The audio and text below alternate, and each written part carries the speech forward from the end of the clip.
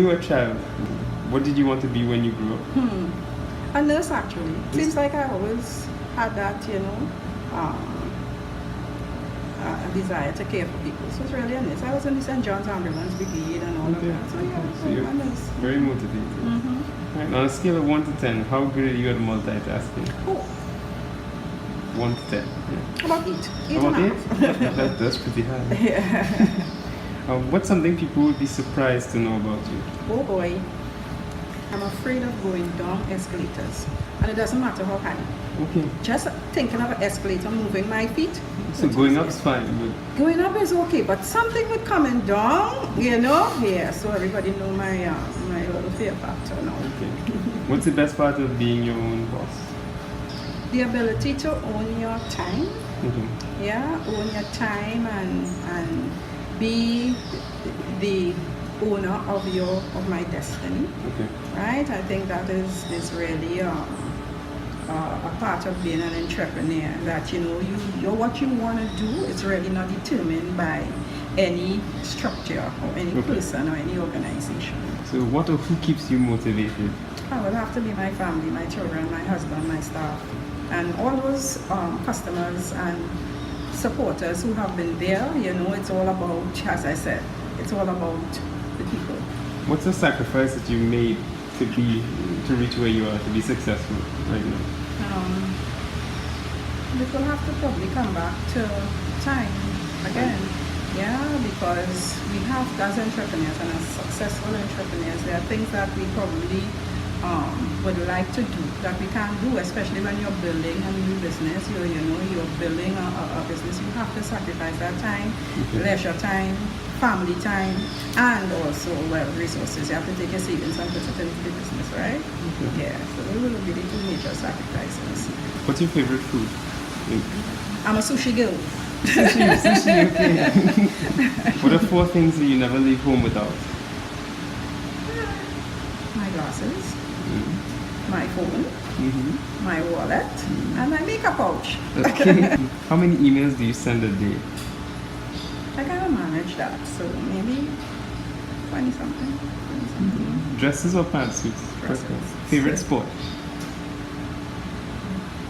Favorite sports will have to be netball, because I used to play netball at school. But if you want to choose, like now I don't play netball anymore, but I'll be football. What is the hardest part of being an entrepreneur?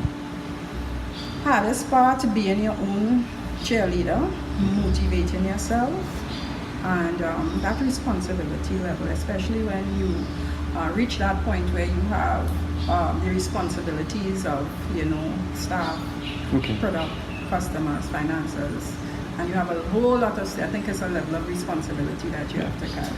But again, encouraging yourself, motivating yourself, I think that's the hardest part, because sometimes when the way how things go, you really have to have that deep-seated persistence and drive within you to fight, to overcome when the challenges arise. There are 3 words that describe entrepreneurship in your eyes. I would say passion, persistence, and knowing who you are. So that knowing who you are in a sense of you and the product, believing in yourself, believing in your product. What's your favorite social media platform to use? Facebook. My Facebook, and I was blogging, I was saying something, I was commenting Facebook. Doubles or bacon check? Bacon check. Favorite song? It's All About You by Anita. What's your favorite place in Trinidad and Tobago? For now, in this time in my life, will be right here on this porch. Right here. Oh, we get to experience it. Yes, we get to experience it, and I'm sure you wouldn't want to leave right here. Greenery, birds coming, hummingbirds coming, just fresh air. Nature. Yeah, nature, and home with family. Which entrepreneur do you admire the most? Let me take it from a local perspective. I will have to give that position to Mr. Langston Roach, male and female Claudia Peters. Langston Roach, if you know Langston Roach Distribution, I really was one of those people who worked with him when he just started out of his garage in Belmont. And he hired people to go and sell his product door to door. And I would have been one of those foot soldiers for him. He would have inspired me to some extent. And then seeing him start there, and move Langston Roach now into international distribution company. I think he really would have inspired me, and Claudia Pigas, because I would have worked with her as well when she just started.